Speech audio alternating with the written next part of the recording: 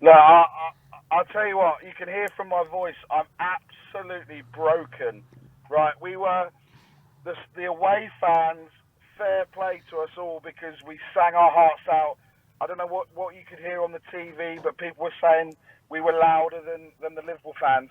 And if I was a Liverpool fan, this atmosphere at Anfield is an absolute embarrassment. They were 3-0 up. They weren't cheering. They weren't singing. We were, shall we sing a song for you? And it was like football in a library. It was horrendous. Liverpool should be absolutely embarrassed by their fans' performance. But look,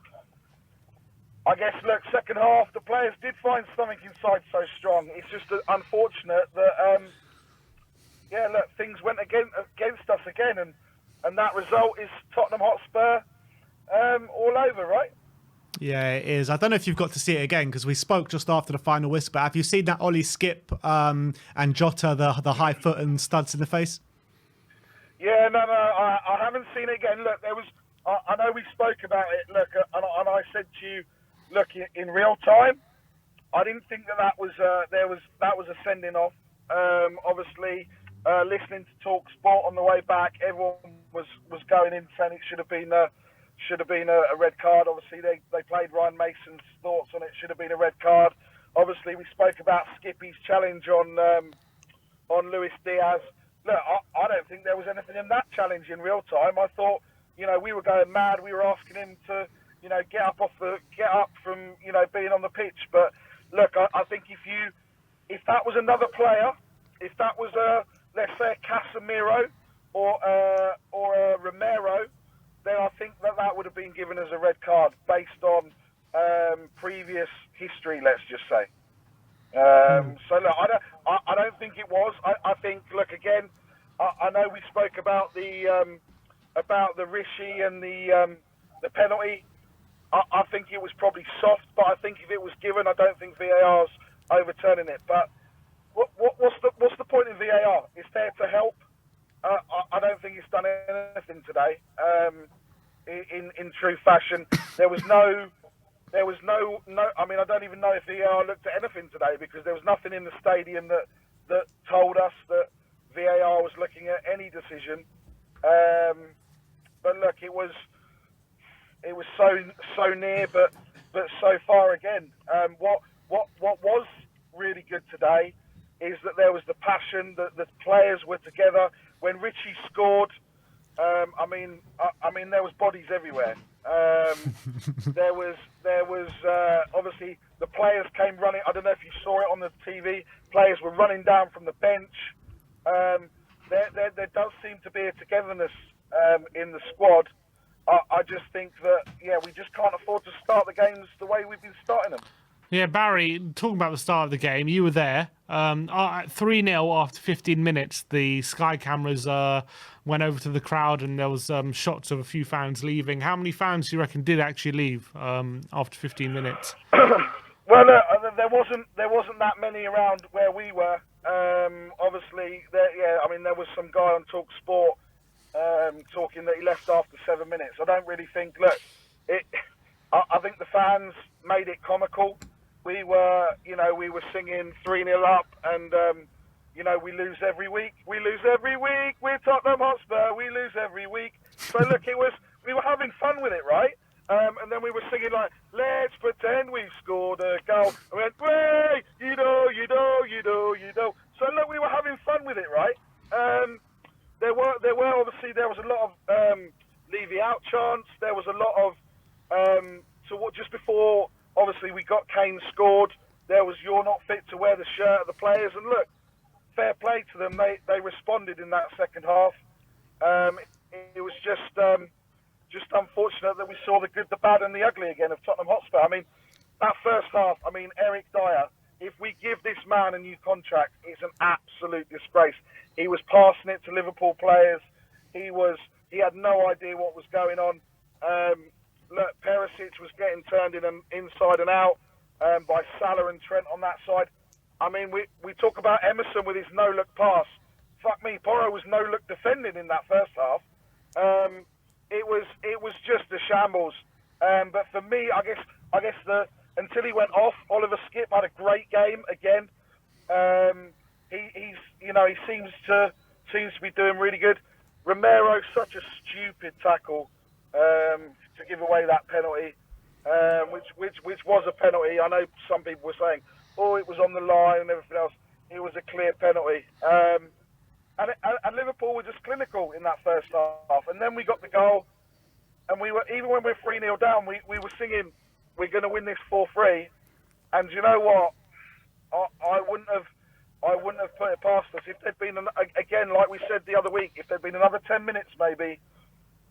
What could we have done? So it was, it was just. And so then near, Lucas says to you, "Barry, hold my beer." Oh man, I don't know why Porro came off. Look, I know why Perisic came off, because he was struggling, right? Porro, I'm not sure why he came off, because he was in that second half. He was devastating on that right hand side, and actually, until we got that second goal, you wouldn't have seen it on TV, but Longley was going to come on, and Richarlison literally lost his shit on the sidelines, because obviously he was getting boos from Liverpool fans because of everything with his connection to Everton. Then we scored the second goal. Then just before that, they said, "Right, bring on Richarlison, bring on Danjuma," or he brought on Richarlison, then Danjuma, more a little bit later. But the fans were going mad, like, "Come on, man, this game is here. We can see it, we can sense it, we can feel it." And when he came on, we all sat there and goes, "Richie's going to come up and he's going to do the business, right?" And he did it. And then Lucas Moura, man, what the hell, man? So again, just like against Man United, when Tanganga came on instead, when we thought that's a bit strange, Moura coming on for Porro was a bit strange. I understand Perisic, but not for Porro. But it's just frustrating because we hit the post twice. Obviously, there was the one when Sonny was offside. There was the clearance from Van Dijk, who, how the hell he got that off the line is beyond me. It's just so close, fine margins. And going back to your Europa Conference League thingy, if West Ham win, it goes down to 8th place. So No, I don't think it does. I think if West Ham win, I think they go into the Europa League, and then 7th stays at Conference League, I believe. So England will have another team in Europe. Okay, because when I was reading it earlier, it said it can go up to 8, so it'll be 4 and 4. I don't know how that works. But who knows? Well, I don't know how that works. But let's. What, Europa? You saying Europa League would go down to 8th? I don't know. Well, no, because West Ham would get what? They win the Conference League, they get Europa League. Yeah. I don't know. Who knows? Who cares? All I know is that we have some breaking news after the game. The Emerson Royale haircut is happening, people. I know I said if we get top 4, that's happening. I spoke to the wife. She said it's fine. We need to do it. We need to have some joy in this football club. So we need to plan it in, book it in. Some Liverpool fans going back down south. Liverpool fans as well, by the way. Absolute embarrassment when they started talking about Richarlison. They're like, "Oh, Richarlison, 60 million." And I was like, mate, your atmosphere is embarrassing. 10 years people have been talking about your atmosphere doing like that. They played You Never Walk Alone, and we were singing, sign on, with a pen in your hand, because you'll never get a job. We drowned them out. The whole game, man. The whole game. So, look, I'm done. I'm completely exhausted. My voice is done.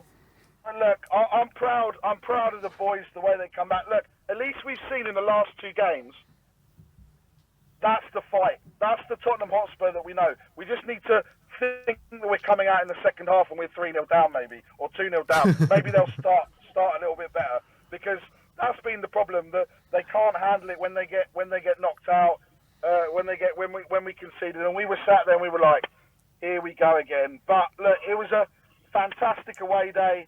The away fans were brilliant as always.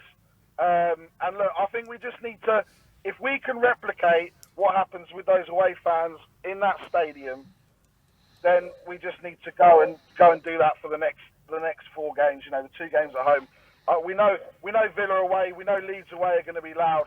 But for Palace and Brentford, we just need to be loud, and we need to support them, and support them, because they took, to be fair, the amount of flack they got after being 3-0 down, to turn that around was pretty special.